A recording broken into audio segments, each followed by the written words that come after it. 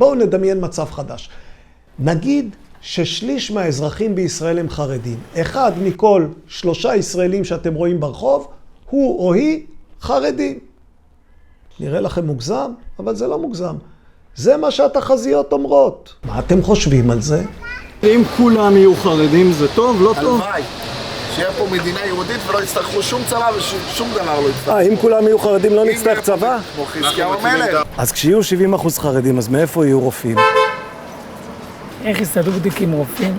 זה עוד נושא, אבל אין אופציה מבחינת היהדות, אין אופציה לאדם חילוני. אפשר לראות שיש אתגר. מה האתגר?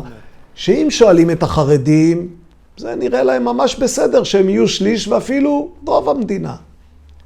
ואם שואלים את הלא חרדים, יש חרדה גדולה ממצב שהם יהיו שליש או אפילו רוב המדינה. תראו כמה החרדה גדולה. יותר מחצי מהיהודים שאינם חרדים אומרים שהמדינה לא תשרוד או שאין מה להישאר בישראל. הם מפחדים.